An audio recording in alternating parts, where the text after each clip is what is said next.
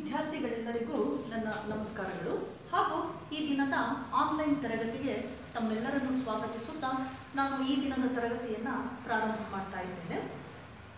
ನಿನ್ನೆಯ ಒಂದು ತರಗತಿಯಲ್ಲಿ ನಾವು ಏನು ಈ ಒಂದು animal structural organisation in animals ಅನ್ನುವಂತಹ ಚಾಪ್ಟರಲ್ಲಿ ನಾವು ಟೈಪ್ಸ್ ಆಫ್ ಟಿಶ್ಯೂಸ್ ಏನಿದೆ ಅದನ್ನು ನಾವು ಸ್ಟಡಿ ಮಾಡ್ತಾ ಇದ್ವಿ. So tissue types in animals. There are 4 types of tissues we identified in animals.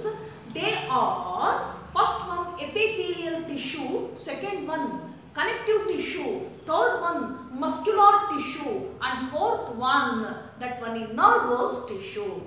So 4 ವಿಧದ ಟಿಶ್ಯೂಸ್ ಅನ್ನ ನಾವು ನಿನ್ನೆ ಸ್ಟಡಿ ಮಾಡ್ತಾ ಹೋದ್ವಿ, ಹೇಳ್ತಾ ಹೋದ್ವಿ ವಿಧಗಳನ್ನ.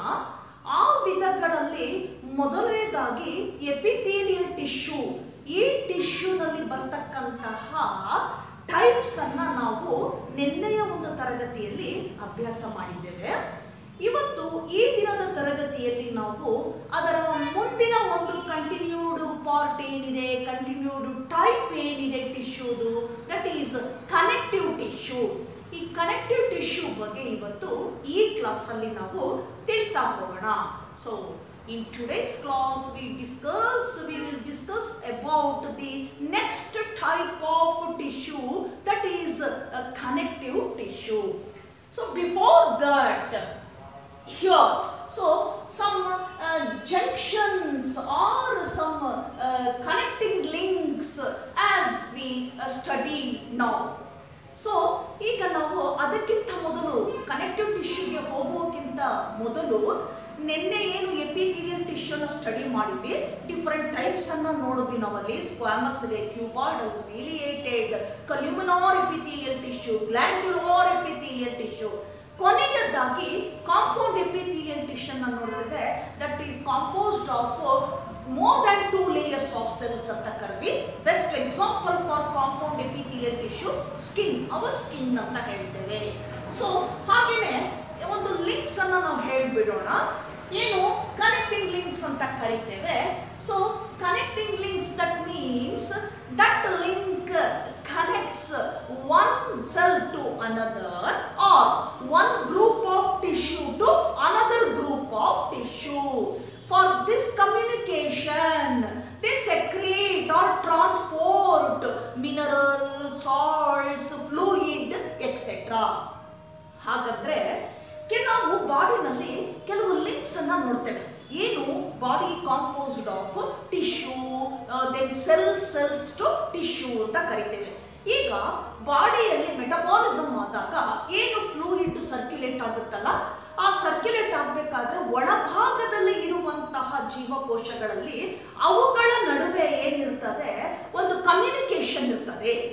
ಆ ಕಮ್ಯುನಿಕೇಶನ್ ಇಂದ ಏನಾಗುತ್ತೆ, ಒಂದು ಜೀವಕೋಶದಿಂದ ಮತ್ತೊಂದು ಜೀವಕೋಶಕ್ಕೆ ಏನಾಗುತ್ತೆ, ಅದು ಸಾಲ್ಟ್ ಇರ್ಬೋದು, ಮಿನರಲ್ಸ್ ಇರ್ಬೋದು, ಅಯಾನ್ಸ್ ಆಗಿರ್ಬೋದು, ಇದೇನಾಗ್ತಿರುತ್ತೆ ಅಥವಾ ಸಬ್ಸ್ಟೆನ್ಸ್ ಆಗಿರ್ಬೋದು, ಟ್ರಾನ್ಸ್ಪೋರ್ಟ್ ಆಗಬೇಕು from one cell to another cell, from one tissue to another tissue. ಹೀಗೆ ಬಾಡಿ ಪೂರ್ತಿ ಏನಾಗುತ್ತೆ, ಸರ್ಕ್ಯುಲೇಟ್ ಆಗಬೇಕಾಗತ್ತೆ. ಅಂತಹ ಸಂದರ್ಭದಲ್ಲಿ ಒಂದು ಮತ್ತೊಂದರ ನಡುವೆ ಏನಿರ್ತದೆ, link. There is a link between cells or tissues, ನಡುವೆ ಸಂಪರ್ಕ ಇರ್ತದೆ.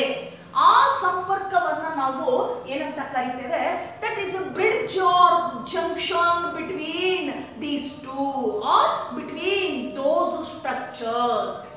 ಆ ಮಧ್ಯ ಎರಡಕ್ಕೂ ಲಿಂಕ್ ಅನ್ನ ಕಲ್ಪಿಸಿಕೊಡುವಂತಹ ಅದನ್ನ ನಾವು ಆ ಒಂದು ಮಧ್ಯವರ್ತಿಯನ್ನ ಏನಂತ ಹೇಳೋಣ, ಜಂಕ್ಷನ್ ಅಂತ ಕರಿತೇವೆ ಅಥವಾ ಲಿಂಕ್ ಅಂತ ಕರಿತೇವೆ.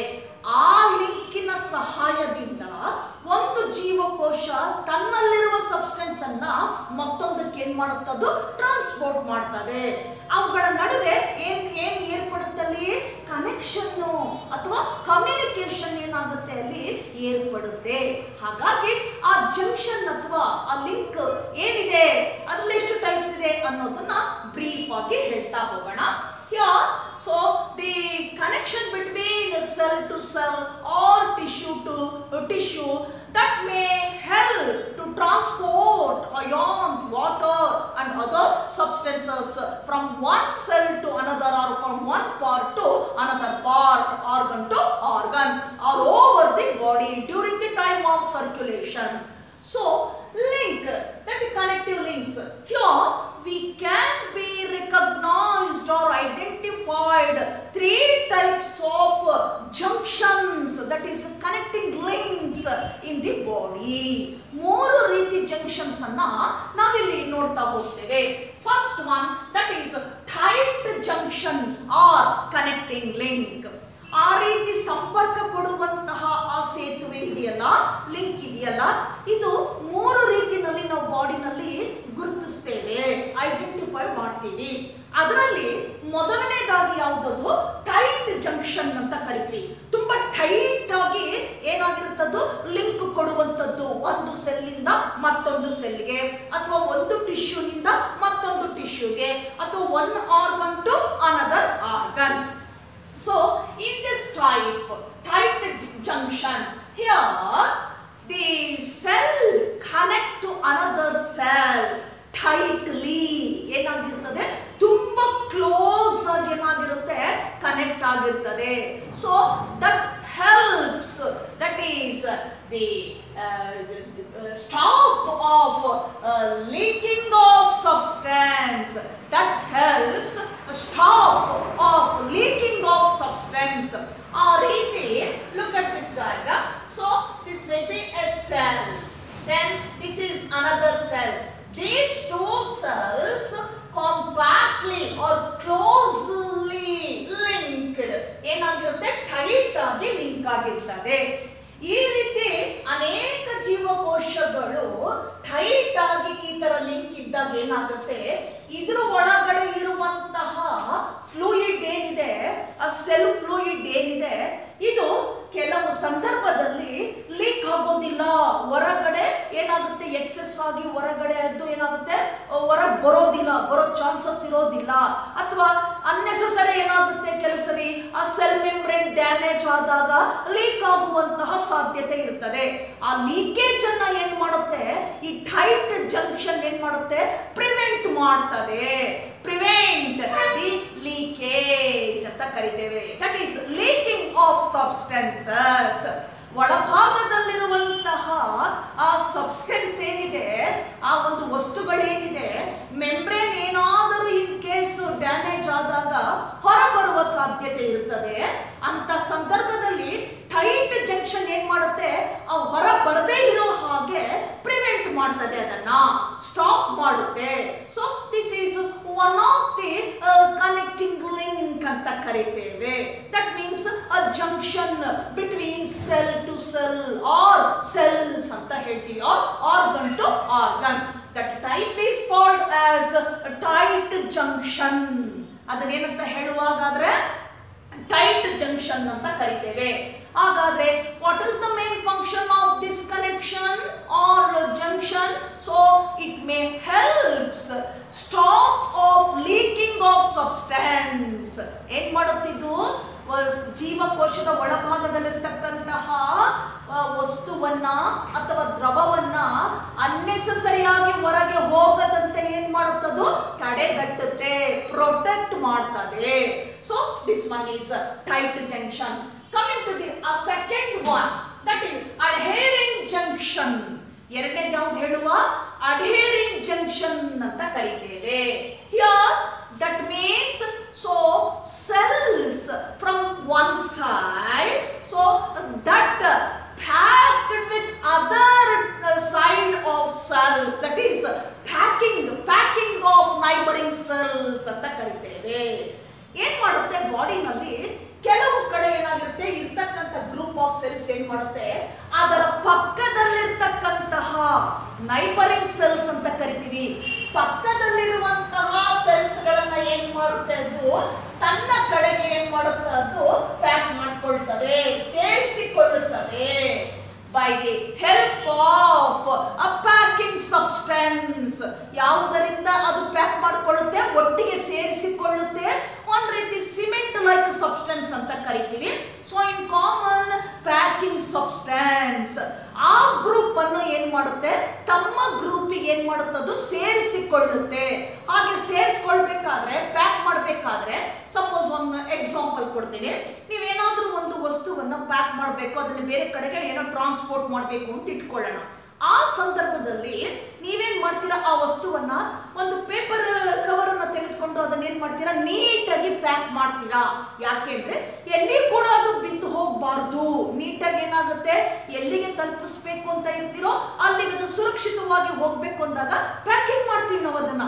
ಅದೇ ರೀತಿನೇ ಸೆಲ್ಸ್ ಇಲ್ಲೇನಾಗತ್ತೆ, ಪಕ್ಕದಲ್ಲಿರ್ತಕ್ಕಂಥ ಸೆಲ್ಸ್ ಗಳ ಜೊತೆ ಕಮ್ಯುನಿಕೇಶನ್ಗೋಸ್ಕರ ಏನ್ ಮಾಡುತ್ತದು, ನೈಬರಿಂಗ್ ಸೆಲ್ಸ್ ಅನ್ನ ತಮ್ಮ ಗ್ರೂಪಿಗೆ ಏನ್ ಮಾಡುತ್ತದು, ಅಟ್ಯಾಚ್ ಮಾಡ್ಕೊಳ್ತದೆ. ಆ ಅಟ್ಯಾಚ್ ಮಾಡ್ಕೊಳ್ಬೇಕಾದ್ರೆ ಏನ್ ಬೇಕಾಗುತ್ತಲ್ಲಿ, ಪ್ಯಾಕಿಂಗ್ ಬೇಕಾಗ್ತದೆ. ಸೊ ಪ್ಯಾಕಿಂಗ್ ಆಗುವಾಗ ಏನ್ ಬೇಕಾಗುತ್ತಲ್ಲಿ, ಸಿಮೆಂಟ್ ಲೈಕ್ ಸಬ್ಸ್ಟೆನ್ಸ್ ಅಂತ ಕರಿತೇವೆ. So one group of cells packed with other group, or ಏನಂತ ಕರಿತೇವೆ, packing with other group of cells by the help of a cement like structure, that is called adhering ಅಂತ ಕರಿತೇವೆ. ಅಂದ್ರೆ join ಮಾಡ್ಕೊಳ್ತದೆ ಅದು, ಆ group ಅನ್ನ ಇದಕ್ಕೆ ಜಾಯಿನ್ ಮಾಡ್ಕೊಳ್ತದೆ. ಮಧ್ಯ ಏನ್ ಕೊಡುತ್ತದು, ಜಾಯಿನ್ ಆಗ್ಬೇಕಾದ್ರೆ, ಅಟ್ಯಾಚ್ ಆಗ್ಬೇಕಾದ್ರೆ ಆ ಸಿಮೆಂಟ್ ತರ ಇರ್ತಕ್ಕಂಥ ವಸ್ತು ಬೇಕು. ಆಗಿರೋದ್ರಿಂದ ಏನಾಗುತ್ತೆ, ಆ ಪಕ್ಕದ ಸೆಲ್ಸ್ಗಳು ಕೂಡ ಬಂದು ಅದಕ್ಕೆ ಏನಾಗುತ್ತೆ, ಅದು ಅಟ್ಯಾಚ್ ಆಗ್ತದೆ. ಹೀಗೆ ಇದಕ್ಕೊಂದು ಎಕ್ಸಾಂಪಲ್ ಕೊಡ್ತೇವೆ. ಮನೆಯನ್ನ ನೀವು ಕನ್ಸ್ಟ್ರಕ್ಟ್ ಮಾಡ್ತಿದ್ದೀರಾ ಅಂತ ಇಟ್ಕೊಳ್ಳಿ. ಆ ಇಟ್ಟಿಗೆಯನ್ನ ಕಟ್ಟುವಾಗ ನೀವು ಮಧ್ಯೆ ಏನ್ ಮಾಡ್ತೀರಾ, ಅದರ ಮಧ್ಯೆ ಆ ಸಿಮೆಂಟ್ ಅನ್ನ ಹಾಕ್ತೀರಾ, ಪ್ಲಾಸ್ಟರ್ ಮಾಡ್ತೀರಾ. ಯಾಕೆ, ಆ ಇಟ್ಟಿಗೆ ಬೀಳದೆ ಇರ್ಲಿ ಅನ್ನೋದಕ್ಕೋಸ್ಕರ. ಹೀಗೆ ನೀವು ಎಲ್ಲಿ ಲೆಂತ್ ಬೇಕೋ ಅಷ್ಟು ಲೆಂತ್ವರೆಗೂ ಇಟ್ಟಿಗೆಗಳನ್ನ ಜೋಡಿಸ್ತಾ ಹೋಗ್ತೀರಾ. ಆ ಜೋಡಣೆಯಲ್ಲಿ ಮಧ್ಯ ಪ್ಯಾಕಿಂಗ್ ಬೀಳದೆ ಇರೋ ಹಾಗೆ ಏನ್ ಮಾಡ್ತೀರಾ, ಸಿಮೆಂಟ್ ಅನ್ನ ನೀವು ಪ್ಲಾಸ್ಟರ್ ಮಾಡ್ತೀರಾ. ಜಸ್ಟ್ ಲೈಕ್ ಅದೇ ತರನೇ ಈ ಸೆಲ್ಸ್ಗಳು ಪಕ್ಕದ ಸೆಲ್ಸ್ ಅನ್ನ ಹಾಗೆ ಸೇರಿಸ್ಕೊಳ್ಬೇಕಾದ್ರೆ, ಇವುಗಳ ಜೊತೆಗೆ ಪ್ಯಾಕ್ ಆಗ್ಬೇಕಾದ್ರೆ ಅಂತಹ ಒಂದು ವಸ್ತು ಬೇಕಾಗ್ತದೆ, ಸಿಮೆಂಟ್ ಲೈಕ್ ಸಬ್ಸ್ಟೆನ್ಸ್. ಹಾಗೇನಾಗುತ್ತೆ, ನೈಬರಿಂಗ್ ಸೆಲ್ಸ್ ಕೂಡ ಏನಾಗುತ್ತೆ, ಇದ್ರ ಜೊತೆಗೆ ಪ್ಯಾಕಿಂಗ್ ಆಗ್ತದೆ. such a type of junction or link is said to be adhering junction ಅಂತ ಕರಿತೇವೆ. ಅದನ್ನೇನಂತ ಹೇಳುವ, adhering junction ಅಂತ ಕರಿತೇವೆ. ಸೊ ಏನು ಇದ್ರದ್ದು ಮೇನ್ ಫಂಕ್ಷನ್ ಹಾಗಾದ್ರೆ, packing with other cells to communicate. ಅರ್ಥ ಆಗ್ತಿದೆಯಲ್ಲ, ಇನ್ನೊಂದು ಸೆಲ್ಸ್ ಜೊತೆ ಕಮ್ಯುನಿಕೇಟ್ ಮಾಡ್ಕೊಳ್ಳೋದಕ್ಕೋಸ್ಕರ ಏನ್ ಮಾಡುತ್ತೆ, ಪ್ಯಾಕ್ ಮಾಡ್ಕೊಳ್ಳುತ್ತೆ, ಸೇರಿಸಿಕೊಳ್ತದೆ. ಇದನ್ನ ನಾವೇನಂತ ಕರಿತೀವಿ, ಅಡ್ಹೇರಿಂಗ್ ಅಂತ ಕರಿತೀವಿ. Then coming to the last one, a gap ಅಂತ ಕರಿತೇವೆ. ಗ್ಯಾಪ್ ಜಂಕ್ಷನ್ ಅಂತ ಕರಿತೇವೆ. ನೋಡಿ, ಹೆಸರೇ ಹೇಳುತ್ತೆ gap. So that connects, that junction connects. So one organ to another organ by the help of that link or junction. Here the gap is there. In between these two there is a gap. ಅಲ್ಲಿ ಏನಾಗಿರುತ್ತೆ, ಒಂದು organ ಇಂದ ಮತ್ತೊಂದು ಆರ್ಗನ್ಗೆ distance ಇರ್ತದೆ. So ಆ distance ಇರೋದ್ರಿಂದ ಏನಾಗುತ್ತೆ, connect ಆಗೋದಿಲ್ಲ, ಅದು ಕಮ್ಯುನಿಕೇಟ್ ಆಗೋದಿಲ್ಲ. ಅಂತ ಸಂದರ್ಭದಲ್ಲಿ ಏನಾಗುತ್ತೆ, ಈ ಒಂದು ಜಂಕ್ಷನ್ ಏನಿದೆ, ಗ್ಯಾಪ್ ಜಂಕ್ಷನ್ ಅಂತ ಕರಿತೇವೆ. ಇದೇನಾಗುತ್ತೆ, that connects one organ from another. These two are apart. Apart ಅಂದ್ರೆ ಬೇರೆ ಬೇರೆ ಇರ್ತದೆ. ಈ ಬೇರೆ ಬೇರೆ ಇರುವಂತಹ ಆರ್ಗನ್ಸ್ ಅನ್ನ ಲಿಂಕ್ ಕೊಡುವಂತದ್ದು. ಮಧ್ಯೆ ಗ್ಯಾಪ್ ಇದೆ, there is a gap between these two. ಹಾಗಾಗಿ ಇದೆರಡನ್ನ ಏನ್ ಮಾಡುತ್ತೆ, ಅದು ಸೇರಿಸುತ್ತೆ. That type is called as gap junction ಅಂತ ಕರಿತೇವೆ. ಈ ಮೂರು ರೀತಿಯಾಗಿರ್ತಕ್ಕಂತಹ ಲಿಂಕ್ಸ್ ಅನ್ನ, ಜಂಕ್ಷನ್ ಅನ್ನ ನಾವು ಸಾಮಾನ್ಯವಾಗಿ ಬಾಡಿಗಳಲ್ಲಿ ಏನ್ ಮಾಡ್ತೀವಿ, ಆ ಆರ್ಗನೈಸೇಷನ್ ಏನಿದೆ, ಸ್ಟ್ರಕ್ಚರಲ್ ಆರ್ಗನೈಸೇಷನ್, ಆ ಬಾಡಿನಲ್ಲಿ ನಾವು ನೋಡ್ತಾ ಹೋಗ್ತೇವೆ. ಈ ರೀತಿ ಇರೋದ್ರಿಂದನೇ ಎಂಟೈರ್ ಬಾಡಿನಲ್ಲಿ ಏನಾಗುತ್ತೆ, ಆ ಕಮ್ಯುನಿಕೇಶನ್ ಸಿಗ್ತದೆ from cell to cell, tissue to tissue, or organ to organ. ಎಲ್ಲದರ ನಡುವೆ ಏನಾಗುತ್ತೆ, ಒಂದ್ ರೀತಿ ಬಿಲ್ಟ್ ಅಪ್ ಎ ಕಮ್ಯುನಿಕೇಶನ್. ಒಂದು ಕಮ್ಯುನಿಕೇಶನ್ ಏನಾಗುತ್ತೆ, ಅಲ್ಲಿ ಬಿಲ್ಟ್ ಅಪ್ ಆಗ್ತದೆ. So this is ends for the first group, that is epithelial tissue. Now we move on to the second type of tissue. That one is connective tissue. Second type ಯಾವುದು ಹಾಗಾದ್ರೆ, connective tissue. Connective tissue. So connective tissue, ಆ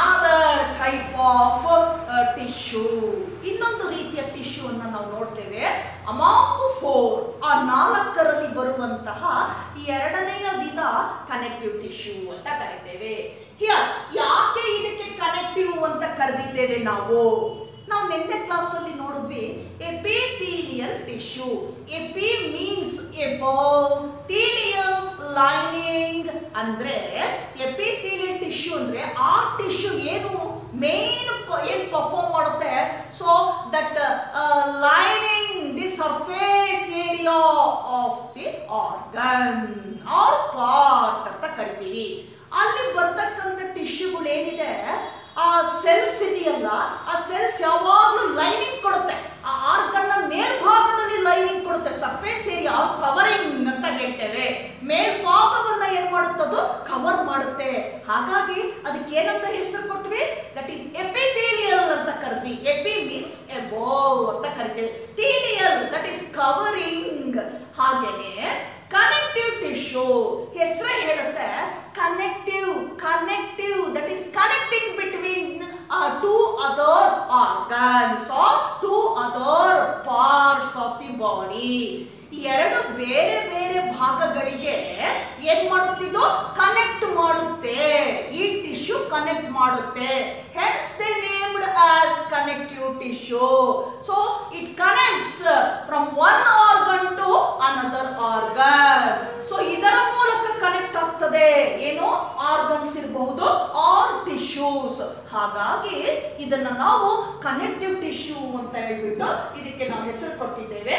because they connect or links organs to organs or tissue to tissue ಅನ್ನ. So connective tissue broadly classified into 3 types. ಈ tissue ನಾವು again classified into 3 types or 3 groups. 3 ಗುಂಪುಗಳಾಗಿ ವಿಂಗಡಣೆ ಮಾಡ್ತೇವೆ. Namely ಯಾವ್ಯಾವ್ದದು, first one a loose connective tissue. ಮೊದಲನೇದು ಯಾವ್ದು ಬರುತ್ತೆ, loose connective tissue. Then second one, that is a dense connective tissue. ಎರಡನೇದು ಯಾವುದು, dense connective tissue. And last one, that is specialized connective tissue. Last one, specialized connective tissue. So ಹೀಗೆ 3 ರೀತಿಯಾಗಿ ನಾವು connective ಟಿಶ್ಯೂನ ನಾವೇನ್ ಮಾಡ್ತೀವಿ, ಕ್ಲಾಸಿಫೈ ಮಾಡ್ತಾ ಹೋಗ್ತೇವೆ. ಹೆಸರೇ ಹೇಳುತ್ತೆ ಇದು ಆರ್ಗನ್ ನಿಂದ ಆರ್ಗನ್ಗೆ ಅಥವಾ ಟಿಶ್ಯೂ ಇಂದ ಟಿಶ್ಯೂಗೆ ಏನ್ ಮಾಡುತ್ತೆ, ಮಧ್ಯೆ ಇದು ಕನೆಕ್ಟ್ ಕೊಡುತ್ತೆ, ಲಿಂಕ್ ಅನ್ನ ಕೊಡುತ್ತೆ. ಹಾಗಾಗಿ ಕನೆಕ್ಟಿವ್ ಟಿಶ್ಯೂ ಅಂತ ನಾವು ಅದಕ್ಕೆ ಹೆಸರನ್ನ ಕೊಟ್ಟಿದ್ದೇವೆ. ಈ 3ರಲ್ಲಿ ಒಂದೇದು ಬರುತ್ತೆ ಲೂಸ್ ಕನೆಕ್ಟಿವ್ ಟಿಶ್ಯೂ ಅಂತ ಹೇಳ್ತೇವೆ. ಎರಡನೇದಾಗಿ ಡೆನ್ಸ್ ಕನೆಕ್ಟಿವ್ ಟಿಶ್ಯೂ ಅಂತ ಹೇಳ್ತೇವೆ. ಮೂರನೇದಾಗಿ ಸ್ಪೆಷಲೈಸ್ಡ್ ಕನೆಕ್ಟಿವ್ ಟಿಶ್ಯೂ. ಈಗ coming to the first one, that is a loose connective tissue type. First one, loose connective tissue type. So in this type, loose connective tissue composed of or consists of 2 types of tissues. 2 types of tissues. ಇದರಲ್ಲಿ ಮತ್ತೆ ನಾವು 2 ವಿಧದ tissue ಅನ್ನು study ಮಾಡ್ತೇವೆ. ಯಾವುದರಲ್ಲಿ, loose connective tissue ನಲ್ಲಿ so we can studied 2 types of tissues. ಯಾವ್ಯಾವ್ದದು ಅಂದಾಗ, first one areolar tissue, then second one adipose tissue. ಇದರಲ್ಲಿ 2 ತರ ಇದೆ. ಒಂದನೇದು ಯಾವುದು, areolar tissue.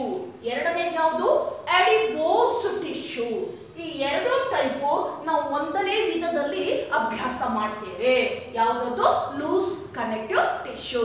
Coming to the first one, areolar tissue. Look at this diagram. ನೋಡಿ, ಈಗ ಈ ಡಯಾಗ್ರಾಮ್ ನ ನೋಡಿ. So this is the sectional view of areolar tissue. Here in connective tissue, areolar tissue, so it has a ground substance called matrix. ಏನಿದೆ ಇದರಲ್ಲಿ, ground substance ಇದೆ. ನೋಡಿ, ಕಾಣ್ತಾ ಇದೆ ಇದು. ಸೊ ತಳ ವಸ್ತು ಅಂತ ಕರಿತೇವೆ. ಗ್ರೌಂಡ್ ಸಬ್ಸ್ಟೆನ್ಸ್ ಕಾಲ್ಡ್ ಮ್ಯಾಟ್ರಿಕ್ಸ್ ಅಂತ ಕರಿತೇವೆ. Then so it is composed of mast cell and fibroblast. ಏನನ್ನ ಒಳಗೊಂಡಿದೆ ಇದು, ಮಾಸ್ಟ್ ಸೆಲ್ ಅಂಡ್ ಫೈಬ್ರೋಬ್ಲಾಸ್ಟ್ ಅಂತ ಕರೀತೇವೆ. Look at at this. This is mast cell ಅಂತ ಕರೀತೇವೆ. A special type of cell in our body and also other animal body. ಏನು mast cell ಅಂತ ಕರೀತೇವೆ? That plays a major role during the allergies or ಏನಂತ ಕರೀತೇವೆ in the immune system. Major role in the immune system in our body and also other animal body.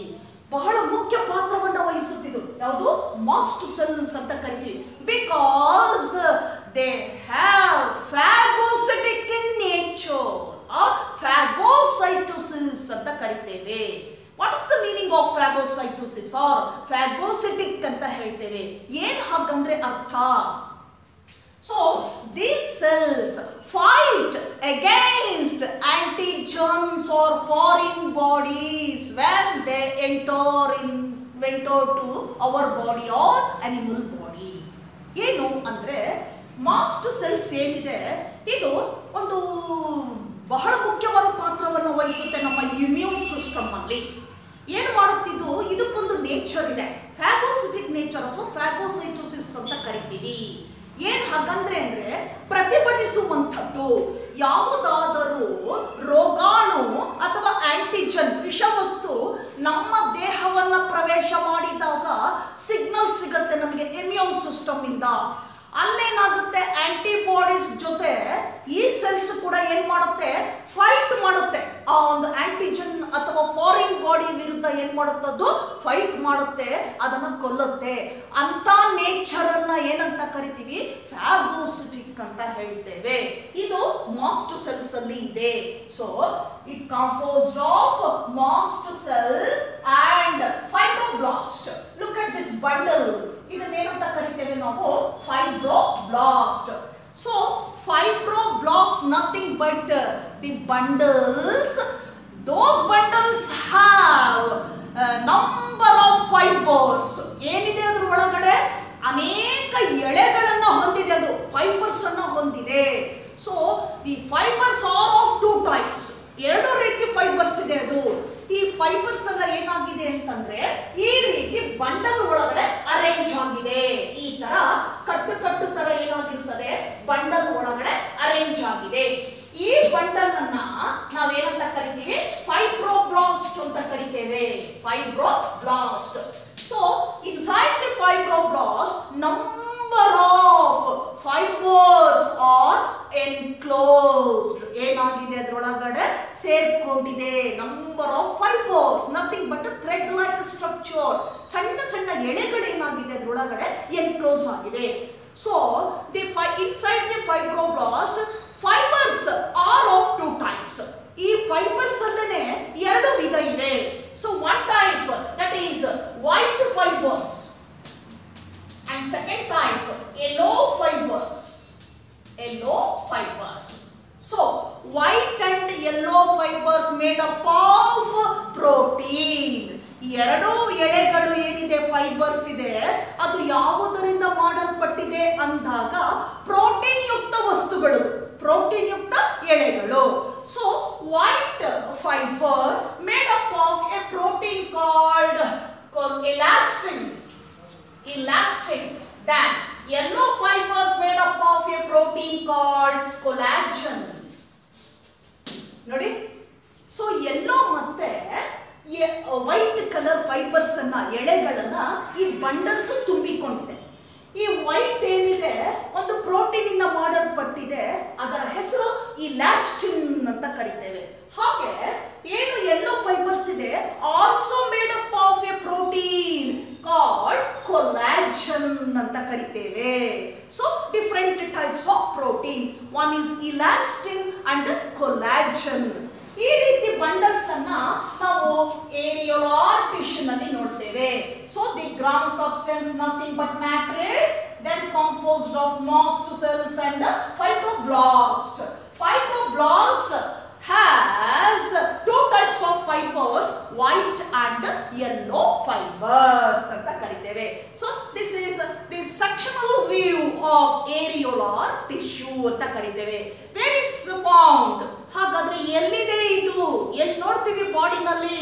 So it is found just beneath the ನಮ್ಮ ಚರ್ಮದ ಕೆಳಭಾಗದಲ್ಲಿ ನೋಡ್ತೇವೆ ನಾವು, ನಮ್ಮ ಚರ್ಮದ ಕೆಳಭಾಗದಲ್ಲಿ ನೋಡ್ತೇವೆ. ಅದು connective tissue that connects muscles to bones ಅಂತ ಕರಿತೇವೆ. ಮಸಲ್ಸ್ ಇಂದ ಎಲ್ಲಿ ಕನೆಕ್ಟ್ ಮಾಡುತ್ತದ್ದು? ಬೋನ್ಸ್ ಗೆ ಕನೆಕ್ಟ್ ಮಾಡ್ತದೆ. ಸೊ ಇಲ್ಲಿದೆ ಇದು. ಹಾಗಾದ್ರೆ ಅಕರೆನ್ಸ್ ಏನಂತ ಹೇಳೋಣ? So it is found just beneath the skin. Skin ನ ಕೆಳಭಾಗದಲ್ಲಿ ನಾವು ನೋಡಬಹುದು ಆವೃತವಾಗಿರುವಂತದ್ದು. Then coming to the second type, adipose tissue. Loose connective tissue ನಲ್ಲಿ ಒಂದನೇದಾಯ್ತು ಏರಿಯೋಲಾರ್ ಟಿಶ್ಯೂ, ಹಾಗೆ ಎರಡನೇದಕ್ಕೆ ಬರೋಣ adipose tissue. So this is special type of loose connective tissue. Because ಯಾಕೆ ಇದನ್ನ ಸ್ಪೆಷಲ್ ಟೈಪ್ ಅಂತ ಕರಿತೀವಿ ಅಂದಾಗ, so inside the cells of this tissue accumulate fat. ಏನನ್ನ ತುಂಬಿಸಿಕೊಂಡಿದೆ ಇದು? ಫ್ಯಾಟ್ ಅನ್ನು ತುಂಬಿಸಿಕೊಂಡಿದೆ, ಕೊಬ್ಬನ್ನು ತುಂಬಿಸಿಕೊಂಡಿದೆ. That is storage of fat at inside the cells of this tissue. So adipose ಅಂತ ಕರಿತೇವೆ. ನೋಡಿ ಇಲ್ಲಿ ಹೇಗೆ ಕಾಣ್ತಾ ಇದೆ ಈ ಸೆಲ್. ಈ ಸೆಲ್ ಅಲ್ಲಿ ಏನಾಗಿದೆ? ಒಳಭಾಗದಲ್ಲಿ ಪೂರ್ತಿಯಾಗಿ ಫ್ಯಾಟ್ ಅಕ್ಯುಮ್ಯುಲೇಟ್ ಆಗಿದೆ, ಕೊಬ್ಬು ಸ್ಟೋರ್ ಆಗಿದೆ. ಹಾಗಾಗಿ ಮಧ್ಯದಲ್ಲಿರಬೇಕಾಗಿರ್ತಕ್ಕಂಥ ನ್ಯೂಕ್ಲಿಯಸ್ ಏನಾಗಿದೆ? Push towards the peripheral region. ಎಲ್ಲಿಗೆ ಹೋಗಿದೆ ಅದು? ಬಾರ್ಡರ್ಗೆ ಹೋಗಿದೆ. Because of the accumulation of fat. ಅದು ತುಂಬಾ ಫ್ಯಾಟ್ ತುಂಬಿಕೊಂಡಿರೋದ್ರಿಂದ ಮಧ್ಯದಲ್ಲಿರಬೇಕಾಗಿರ್ತಕ್ಕಂಥ ಕೋಶ ಕೇಂದ್ರ ಆ ಪೆರಿಫೆರಲ್ ರೀಜನ್ಗೆ ಹೋಗಿದೆ. ತುಂಬಾ ಬ್ಯೂಟಿಫುಲ್ ಆಗಿ ಕಾಣುತ್ತೆ ಈ ಸೆಲ್ಸ್ಗಳು. ಫ್ಯಾಟ್ ಅನ್ನು ತುಂಬಿಕೊಂಡು ಎಂಟೈರ್ ಏನಿದೆ cell, that is inside the cell full of fat ಅಂತ ಕರಿತೀವಿ. ಪೂರ್ತಿಯಾಗಿ ಫ್ಯಾಟ್ ಇಂದ ಆವೃತವಾಗಿದೆ. ಇದನ್ನ ನಾವು ಅಡಿಪೋಸ್ ಟಿಶ್ಯೂ ಅಂತ ಕರಿತೇವೆ. So adipose tissue that one also found in beneath the skin. Skin ಕೆಳಭಾಗದಲ್ಲಿ ನಾವು ಅದನ್ನ ನೋಡ್ತೇವೆ. So in case of whale, ಈ ತಿಮಿಂಗಿಲ ಕೇಳಿದಿರಲ್ವಾ? So one of the aquatic mammal. ಅದು ನಾವು ಮ್ಯಾಮಲ್ ಸಸ್ತನಿಗಳಿಗೆ ಬಂದಾಗ ಒಂದೇ ಒಂದು ನೀರಿನಲ್ಲಿ ವಾಸಿಸುವ ಸಸ್ತನಿ, ಏಕೈಕ ಸಸ್ತನಿ ಅಂದ್ರೆ ಅದು ವೇಲ್ ಅಂತ ಕರಿತೇವೆ, ತಿಮಿಂಗಿಲ ಅಂತ ಕರಿತೇವೆ. So in whale either blue or white whale, so the body, the skin of that whale composed of many layers of adipose tissue. ಏನಾಗಿದೆ? ಇದು ಮೇಲಿನ ಚರ್ಮ ಅನೇಕ ಪದರಗಳ ಅಡಿಪೋಸ್ ಟಿಶ್ಯೂನ ಪದರಗಳಿಂದ ಆವೃತವಾಗಿದೆ. ಸೊ ದಟ್ ಸ್ಟೋರ್ಸ್ ಫ್ಯಾಟ್ ಅಂತ ಕರಿತೇವೆ. In the sense that is the accumulation of fat layers in the skin, above the skin of whale. So ಅದು ಏನ್ ಮಾಡುತ್ತಲ್ಲಿ ಅಂದಾಗ, that fat serves as an insulator. ಆ ವೇಲ್ನಲ್ಲಿ ಏನಾಗುತ್ತೆ? ನೀರಿನಲ್ಲಿ ವಾಸ ಮಾಡೋದ್ರಿಂದ ದಪ್ಪವಾಗಿರ್ತಕ್ಕಂಥ ಕೊಬ್ಬಿನ ಚರ್ಮ ಅದು ಇನ್ಸುಲೇಟರ್ ಆಗಿ ಏನ್ ಮಾಡುತ್ತಲ್ಲಿ? ಸರ್ವ್ ಮಾಡುತ್ತಂತೆ. ಎಲ್ಲಿ? ವೇಲಲ್ಲಿ. ಅರ್ಥ ಆಗ್ತಿದೆಯಲ್ಲ? ತುಂಬಾ ಡೀಪ್ ಇದರಲ್ಲಿ ವಾಸ ಮಾಡುವಂಥದ್ದು, ಡೀಪ್ ಸೀನಲ್ಲಿ ಕೆಳಭಾಗದಲ್ಲಿ ವಾಸ ಮಾಡುವಂತಹ ದೊಡ್ಡದಾಗಿರ್ತಕ್ಕಂತಹ ಒಂದು ಸಸ್ತನಿ ಅದು. ಆ ಮೇಲ್ಭಾಗ ಏನಾಗಿರುತ್ತೆ? ಕೊಬ್ಬಿನಿಂದ ಆವೃತವಾಗಿರೋದ್ರಿಂದ ಅದು ಇನ್ಸುಲೇಟರ್ ಆಗಿ ಏನ್ ಮಾಡುತ್ತದು? ಸರ್ವ್ ಮಾಡುತ್ತಂತೆ. Maintains temperature, body temperature. So that is called blubber. Such layer of fat in whale is termed as blubber ಅಂತ ಕರಿತೇವೆ. ಅದನ್ನ ಬ್ಲಬ್ಬರ್ ಅಂತ ಹೇಳ್ತೇವೆ. So this is the brief summary of adipose tissue. Now we move on to the second type. That one is dense connective tissue. ಎರಡನೇದಕ್ಕೆ ಬರೋಣ ಈಗ. dense connective tissue. Look at this. So here dense connective tissue, second type of connective tissue, again classified into two types. ಮತ್ತೆ ಎರಡು ವಿಧಗಳಾಗಿ ವಿಂಗಡಿಸ್ತೇವೆ ನಾವು. First one that is dense regular and second one dense irregular. ನೋಡಿ, ಎರಡನೇ ವಿಧದಲ್ಲಿ ನಾವು ಮತ್ತೆ ಎರಡು ರೀತಿಯಾಗಿ ಅದನ್ನ ಕ್ಲಾಸಿಫೈ ಮಾಡ್ತೇವೆ, ಐಡೆಂಟಿಫೈ ಮಾಡ್ತೀವಿ. ಒಂದೇದು ಯಾವುದು ಅಂದಾಗ ಡೆನ್ಸ್ ರೆಗ್ಯುಲರ್, ಎರಡನೇದು ಟೈಪ್ ಯಾವುದು ಅಂದಾಗ dense irregular. So both these tissues that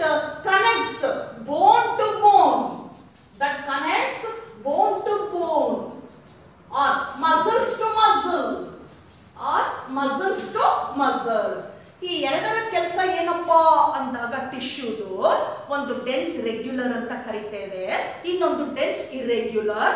ಯಾಕೆ ರೆಗ್ಯುಲರ್ ಮತ್ತು ಇರ್ರೆಗ್ಯುಲರ್ ಅಂತ ಹೇಳ್ತೇವೆ ಅಂದಾಗ, ಇಲ್ಲಿ ರೆಗ್ಯುಲರ್ ಏನಾಗಿರ್ತದೆ ಸೆಲ್ ನಲ್ಲಿ, ಆ ಟಿಶ್ಯೂ ನಲ್ಲಿ ಸೆಲ್ಸ್ ಹೇಗಿರ್ತದೆ ಅಂದಾಗ, ಹಿಯರ್ ಫೈಬರ್ಸ್ ಅರೇಂಜ್ಡ್ ಸಿಸ್ಟಮ್ಯಾಟಿಕಲಿ.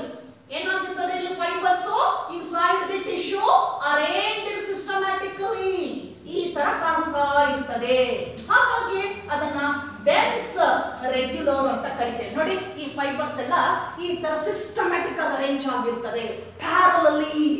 ಒಂದು ಮತ್ತೊಂದು ರೈಲ್ವೆ ಹಳಿಗಳು ಹೇಗೆ ಹೋಗಿರ್ತದೋ ಟ್ರ್ಯಾಕ್, ಆ ರೀತಿನಲ್ಲಿ ಅರೇಂಜ್ ಆಗಿರ್ತದೆ. ಅದನ್ನ ನಾವೇನಂತ ಹೇಳೋಣ, dense regular. Here in dense irregular, those fibers arranged irregular pattern. ಹೀಗೊಂದು ಬಂಡ್ಲು ಬಂದ್ರೆ ಇನ್ನೆಲ್ಲೋ ಹೀಗೆ ಹೋಗಿರ್ತದೆ, ಇನ್ನೊಂದು ಈ ತರ ಬಂದಿರ್ತದೆ, ಮತ್ತೆ mast cells, then ground substance matrix, ಈ ತರ ಕಾಣಿಸ್ತಾ ಇರ್ತದೆ. ನೋಡಿ, look at this diagram. ಸೊ ಇಲ್ಲಿ ಈ ಟೈಪ್ ಕಾಣಿಸ್ತಿರುತ್ತೆ ಫೈಬರ್. ಒಂದು ಸಿಸ್ಟಮ್ಯಾಟಿಕ್ ಆಗಿ ಅರೇಂಜ್ ಆಗಿರಲ್ಲ, ಒಳಗಡೆ ಏನಾಗಿರ್ತದೆ ಅದು ಎಲ್ಲ ಕಡೆಗೂ ಏನಾಗಿರ್ತದೆ ಸ್ಪ್ರೆಡ್ ಆಗುತ್ತೆ. ಇರ್ರೆಗ್ಯುಲರ್ ಆಗಿ ಏನಾಗಿರುತ್ತೆ ಆ ಫೈಬರ್ಸ್ ಅರೇಂಜ್ ಆಗಿರ್ತದೆ. ಇದನ್ನ ನಾವು dense regular and dense irregular ಅಂತ ಕರಿತೇವೆ. These two come under the second type, dense connective tissue. ಇದರ ಮೇನ್ ಫಂಕ್ಷನ್ ಏನು? that connects muscle to muscles or bones to bones ಅಂತ ಕರಿತೀವಿ. ಎರಡು ಬೋನ್ಗಳ ಮಧ್ಯೆ ಕನೆಕ್ಟ್ ಮಾಡಿಕೊಡುತ್ತೆ ಅಥವಾ ಎರಡು ಮಸಲ್ಸ್ ಗಳ ಮಧ್ಯೆ ಕನೆಕ್ಟ್ ಮಾಡಿ ಕೊಡುವಂತದ್ದು. So that is dense connective tissue. Coming to the last one, that is specialized connective tissue. Specialized connective tissue. Specialized connective tissue. Here, in this type, so we study about cartilage, bone and blood. Cartilage, bone and blood. So these are three examples for specialized connective tissue. ಮೂರನೇದಾಗಿ ನಾವು study ಮಾಡುವಂತಹ connective tissue specialised connective tissue ಅಂತ ಕರಿತೇವೆ. ಅದರಲ್ಲಿ ಯಾವ್ಯಾವ್ದು ಬರುತ್ತೆ examples ಅಂದಾಗ, ಒಂದು ಕಾರ್ಟಿಲೇಜ್ ಅಂತ ಕರಿತೀವಿ, smooth bone. Second one bone and blood. ನಾವು ಯಾವುದು ಕೊಡಬಹುದು? ಸ್ಪೆಷಲೈಸ್ಡ್ ಕನೆಕ್ಟಿವ್ ಟಿಶ್ಯೂ ಕೊಡಬಹುದು. Coming to the first one, that is cartilage. Look at this diagram. So in cartilage, the ground substance nothing but matrix or chondrix. ಏನಂತ ಕರಿತೀವಿ ground substance ಅನ್ನ? ಕಾಂಡ್ರಿಕ್ಸ್ R matrix ಅಂತ ಕರಿತೇವೆ ground substance ಅನ್ನ.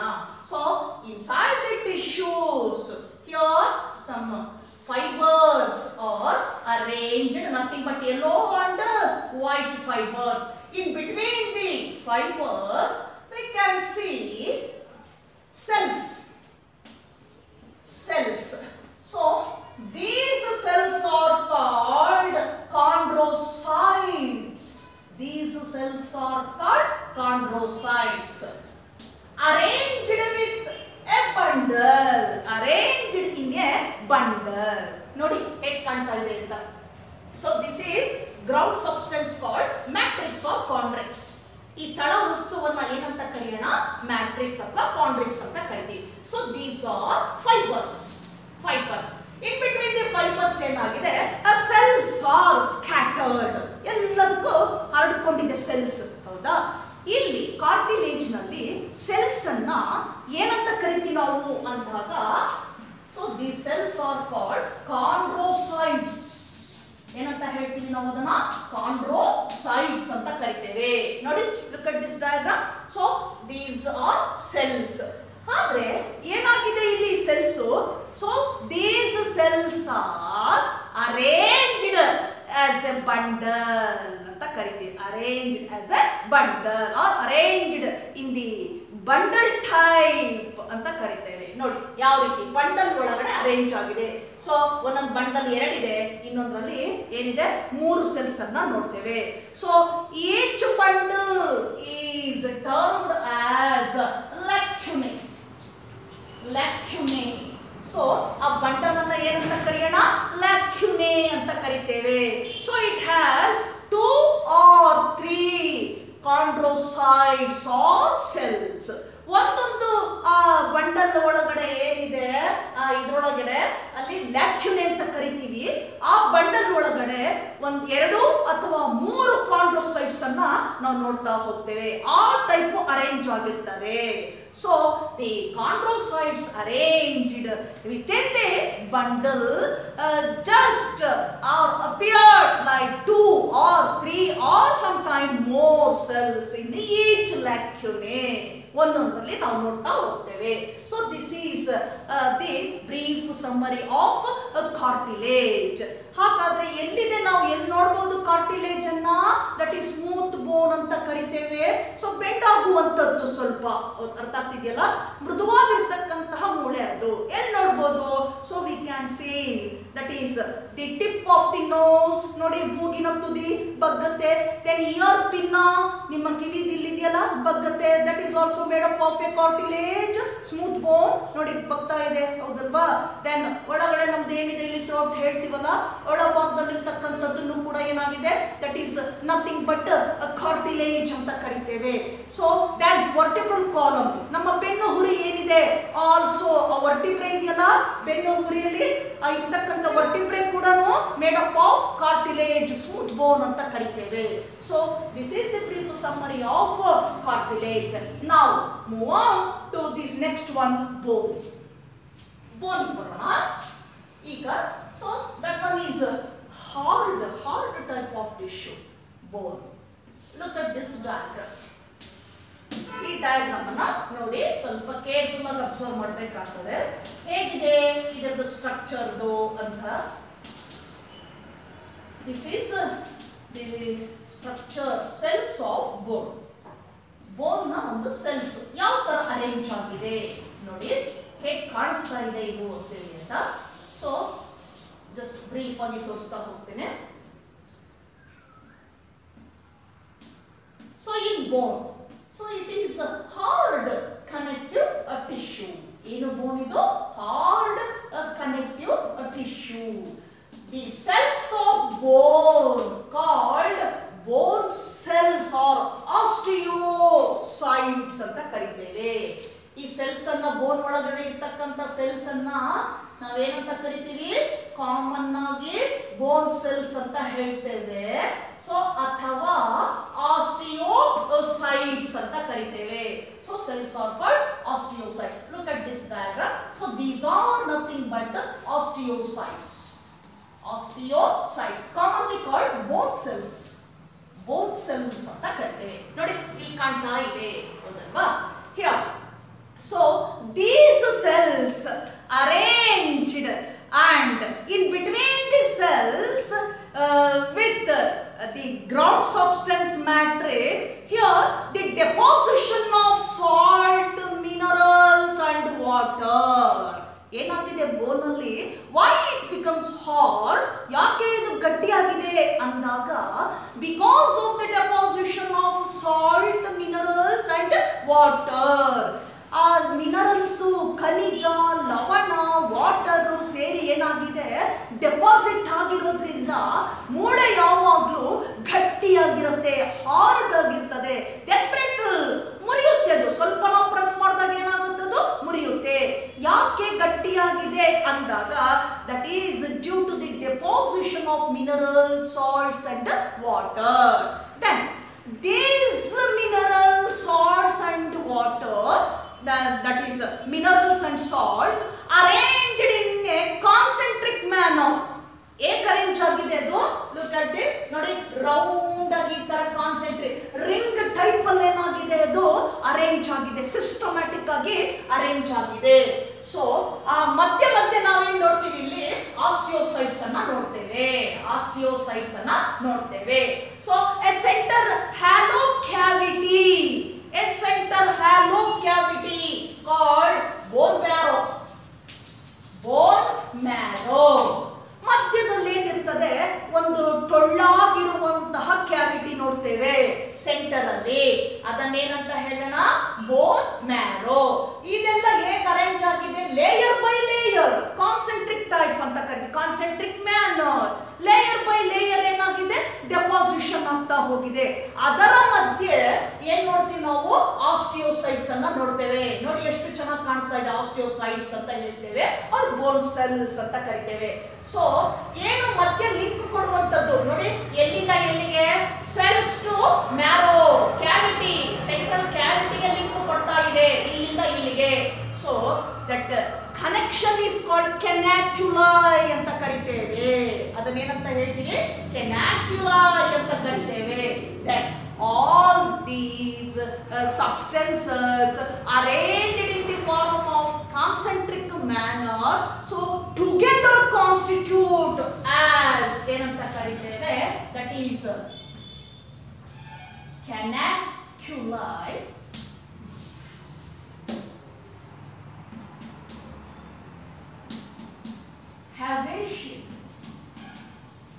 Havacian system ಅಂತ ಕರಿತೇವೆ. So ಈ ಬೋನ್ ನಲ್ಲಿ ನಾವು ನೋಡುವಂತದ್ದು ಮೇನ್ ನೋಡೋಣ, ಒಂದು ಸೆಲ್ಸ್ ಆಸ್ಟಿಯೋಸೈಟ್ಸ್ ಅಂತ ಕರಿತೇವೆ. Then deposition of minerals and salts in a concentric manner ಅಂತ ಹೇಳ್ತೀವಿ. ಸೊ ಮಧ್ಯದಲ್ಲಿರ್ತಕ್ಕಂಥ cavity, that is hollow cavity, bone marrow ಅಂತ ಕರಿತೇವೆ. ಯಾಕೆ ಇದು ಗಟ್ಟಿಯಾಗಿದೆ ಅಂದಾಗ, due to the deposition of minerals and salts and water ಅಂತ ಕರಿತೇವೆ. ಸೊ ಈ ಅರೇಂಜ್ಮೆಂಟ್ ನಾವು ಎಲ್ಲಿ ನೋಡಬಹುದು ನಾವು ಅಂದಾಗ, ದಟ್ ಈಸ್ ಇನ್ ಬೋನ್ಸ್ ಅಂತ ಕರಿತೀವಿ. That's why it becomes hard and brittle, ತುಂಬಾ ಗಟ್ಟಿಯಾಗಿರುತ್ತೆ, ಮುರಿಯುವಂತಹ ಸಾಧ್ಯತೆನೂ ಕೂಡ ಇರುತ್ತದೆ. ಈ ಎರಡನ್ನ ನಾವು ಮೂರಲ್ಲಿ ಈ ಎರಡನ್ನ ನಾವು ಯಾವ್ದ್ರಲ್ಲಿ ನೋಡ್ಕೊಳ್ತಾ ಹೋಗ್ಬೋದು, ಸ್ಪೆಷಲೈಸ್ಡ್ ಟೈಪ್ ಅಲ್ಲಿ ನೋಡ್ತೇವೆ. Coming to the last one, Haversian canal ಅಂತ ಕರಿತೀವಿ. ಏನಂತ ಹೇಳ್ತೀವಿ, Haversian canal. Next, last one, blood. Last specialized connective tissue, nothing but blood ಅಂತ ಹೇಳ್ತೇವೆ. So blood also called fluid connective tissue. ರಕ್ತ ಹೇಗಿರುತ್ತೆ ನಮ್ಮಲ್ಲಿ, ಸಾಲಿಡ್ ಆಗಿರ್ತದ, ಗಟ್ಟಿಯಾಗಿರುತ್ತಾ, ಇಲ್ಲ, ಹೇಗಿರುತ್ತೆ, ದ್ರವ ರೂಪದಲ್ಲಿರುವಂಥದ್ದು. ನಮ್ಮ ರಕ್ತ ಹೇಗಿದೆ, ದ್ರವ ರೂಪದಲ್ಲಿ ಇರ್ತಕ್ಕಂಥದ್ದು. ಆದ್ರೆ ಆ ದ್ರವ ರೂಪದಲ್ಲಿರೋದ್ರಿಂದಾನೇ ನಾವು ಎಂತ ಕನೆಕ್ಟಿವ್ ಟಿಶ್ಯೂ ಅಂತ ಕರಿತೀವಿ, ಫ್ಲೂಯಿಡ್ ಕನೆಕ್ಟಿವ್ ಟಿಶ್ಯೂ. ಅದು ಕೂಡ one of the connective tissue.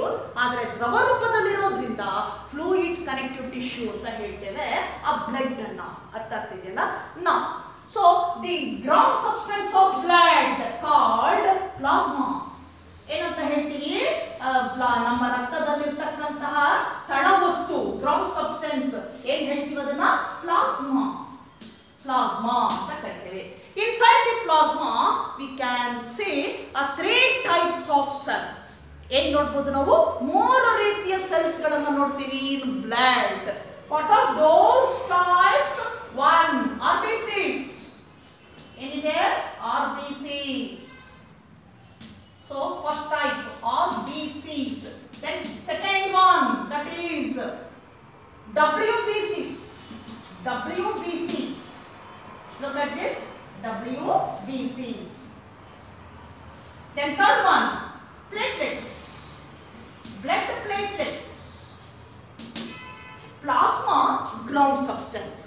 ಇದರ ಒಳಗಡೆ ಏನ್ ನೋಡ್ತೀವಿ ನಾವು, 3 ರೀತಿಯ ಸೆಲ್ಸ್ ಅನ್ನ ನೋಡ್ತೇವೆ. ಒಂದು RBCs, ರೆಡ್ ಬ್ಲಡ್ ಕಾರ್ಪಸಲ್ಸ್. ಏನ್ ಹೇಳ್ತೀವಿ, red blood corpuscles, or otherwise called as erythrocytes. Erythrocytes, ಇದನ್ನ ನಾವು ಎರಿಥ್ರೋಸೈಟ್ಸ್ ಅಂತಾನೂ ಕರಿತೇವೆ. Next one WBCs, white blood corpuscles, or ಏನಂತ ಕರಿತೀವಿ, leukocytes. Leukocytes. Then third one, blood platelets, also called as thrombocytes. Thrombocytes. ಹೀಗೆ 3 ರೀತಿಯಾಗಿರ್ತಕ್ಕಂಥ ಸೆಲ್ಸ್ ಅನ್ನ ನಾವು ಪ್ಲಾಸ್ಮಾ, ಬ್ಲಡ್ ಪ್ಲಾಸ್ಮಾದಲ್ಲಿ ನೋಡ್ತೇವೆ. So coming to the RBCs, red blood corpuscles ಹೇಗಿರ್ತದೆ, ಇದೇ ನಾವು ಒಂದು ಬ್ಲಡ್ ಸೆಲ್ಸ್ ಅನ್ನ ಮುಂದಿನ ಒಂದು ಚಾಪ್ಟರ್ ಅಲ್ಲಿ ನಾವು ನೋಡ್ತಾ ಹೋಗ್ತೇವೆ, ನೆಕ್ಸ್ಟ್ ಚಾಪ್ಟರ್ ಅಲ್ಲಿ. ಹಾಗಾಗಿ ಬ್ರೀಫ್ ಆಗಿ ಹೇಳ್ತಾ ಹೋಗ್ತೇನೆ. First one, that is RBCs, red blood corpuscles. ಹೇಗೆ ಕಾಣಿಸುತ್ತೆ ನಮ್ಮಲ್ಲಿ red blood corpuscles or erythrocytes ಅಂದಾಗ, so it is biconcave shaped. ಹಾಗಂದ್ರೆ ಏನು ನೋಡಿ, ಇಲ್ಲಿ ಇದು ಸೆಲ್ಸ್, ಒಳಗಡೆ ಏನಾಗಿದೆ ಶೇಪ್ RBCs ಅಲ್ಲಿ ಈ ಟೈಪ್ ಕಾಣುತ್ತೆ. ಎರಡು ಆ ಕಡೆ ಈ ಕಡೆ ಎಡ್ಜ್ ಏನಾಗಿದೆ, ಹುಟ್ಟಿಕೊಂಡಿದೆ ಈ ತರ. ಅದಕ್ಕೆ ನಾವು ಇದನ್ನ ಬೈಕಾನ್ಕೇವ್ ಶೇಪ್ ಅಂತ ಕರಿತೇವೆ. ನಾವು ಇದನ್ನ ಬ್ಲಡ್ ಸ್ಮಿಯರ್ ಅನ್ನ ಮೈಕ್ರೋಸ್ಕೋಪ್ ಅಲ್ಲಿ ನೋಡಿದಾಗ ಬಹಳ ಚೆನ್ನಾಗಿ ಕಾಣಿಸುತ್ತೆ. ಆರ್ಬಿಸಿಸ್ ಕೌಂಟ್ ಮಾಡ್ತಾರೆ ನೋಡಿ. ಸೊ ಈ ತರ ಕಾಣಿಸ್ತಾ ಇರುತ್ತೆ. ಬೈಕಾನ್ಕೇವ್ ಶೇಪ್ ಅಂತ ಕರಿತೇವೆ. That RBCs red blood corpuscles ಹೆಸರೇ ಹೇಳುತ್ತೆ ಕೆಂಪು ರಕ್ತ ಕಣಗಳು. Because of the presence of ironaceous pigment called as haemoglobin. Ironaceous pigment called as hemoglobin. ಯಾಕೆ ಕೆಂಪು ರಕ್ತಗಳು ಕೆಂಪಾಗಿ ಕಾಣುತ್ತೆ ಅಂದಾಗ ಅದರಲ್ಲಿ ಒಂದು ಪಿಗ್ಮೆಂಟ್ ಇದೆ. ಆ ಪಿಗ್ಮೆಂಟ್ ಅನ್ನ ನಾವು ಹಿಮೋಗ್ಲೋಬಿನ್ ಅಂತ ಕರಿತೀವಿ. ಐರನೇಷಿಯಸ್ ಪಿಗ್ಮೆಂಟ್, ಅದು ಐರನ್ ಕಂಟೆಂಟ್ ಇರುವಂತ ಪಿಗ್ಮೆಂಟ್. ಅದಿರೋದ್ರಿಂದನೇ ಹೇಗೆ ಕಾಣಿಸುತ್ತೆ ನಮಗದು ಬ್ಲಡ್ ನಮಗೆ ಕೆಂಪಾಗಿ ಕಾಣಿಸ್ತದೆ. Hence they appear as red in color. ಕೆಂಪು ರಕ್ತ ಕಣಗಳು ಅಂತ ಕರಿತೇವೆ. Then coming to the WBC, that is white blood corpuscles or leukocytes. So leukocytes again classified into two types. WBC ನ ಮತ್ತೆ ನಾವು ಎರಡು ರೀತಿಯಾಗಿ ಕ್ಲಾಸಿಫೈ ಮಾಡ್ತೇವೆ. So one is granulocytes. Second type is agranulocytes. ನೋಡೋಣ ಗ್ರಾನ್ಯುಲೋಸೈಟ್ಸ್ ಅಲ್ಲಿ ಏನೇನಿದೆ, ಯಾವ ಬರುತ್ತೆ ಅಂದಾಗ that is neutrophils, basophils and eosinophils. So granulocytes ಅಲ್ಲಿ ಮೂರು ಟೈಪ್ ಸೆಲ್ಸ್ ಇದೆ. neutrophils, basophils and eosinophils. agranulocytes ಅಲ್ಲಿ ಎರಡು ಟೈಪ್ ಬರುತ್ತೆ. One is monocytes and second type is lymphocytes. ನೋಡಿ, WBC ಅಥವಾ ಲ್ಯೂಕೋಸೈಟ್ಸ್ ಅಂತ ಕರಿತೀವಿ.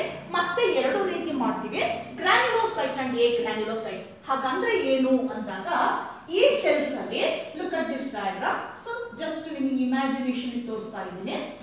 ಏನು ಈ ತರ ಕಾಣಿಸ್ತಾ ಇರ್ತದೆ, ಈ ತರ. ಮತ್ತೆ ಏನಾಗಿರುತ್ತೆ ಸೆಲ್ ಅಲ್ಲಿ ಫಿಲ್ಡ್ ವಿತ್ ಗ್ರಾನ್ಯೂಲ್ಸ್. ಏನಾಗಿದೆ ಸೆಲ್ಸ್ ಒಳಗಡೆ ಸಮ್ ಗ್ರಾನ್ಯೂಲ್ಸ್ ಇದೆ, ಸಬ್ಸ್ಟೆನ್ಸ್ ಇದೆ. ಹಾಗಾಗಿ ಅದನ್ನ ಗ್ರಾನ್ಯುಲೋಸೈಟ್ಸ್ ಅಂತ ಕರಿತೀವಿ. This substance is absent in agranulocytes. ಹಾಗಾಗಿ A means absent. ಹಾಗಾಗಿ ಇದನ್ನ ನಾವು ಏನಂತ ಕರಿತೀವಿ, agranulocytes. monocyte ನೋಡಿದಾಗ ಈಗ ಕಾಣಿಸುತ್ತೆ ಅಷ್ಟೇ, ಏನು ಸಬ್ಸ್ಟೆನ್ಸ್ ಇರೋದಿಲ್ಲ. ಹೀಗೆ ಎರಡು ರೀತಿಯಾಗಿ ಕ್ಲಾಸಿಫೈ ಮಾಡ್ತೀವಿ, ಗ್ರಾನ್ಯುಲೋಸೈಟ್ಸ್ ಅಂಡ್ agranulocytes. ಇದಕ್ಕೆ ಯಾವ್ದು ಬರುತ್ತೆ, ನ್ಯೂಟ್ರೋಫಿಲ್, ಬೇಸೋಫಿಲ್, eosinophil. ಇದಕ್ಕೆ ಯಾವ್ದು ಬರುತ್ತೆ, monocytes and lymphocytes. Coming to the last one, that one is thrombocytes.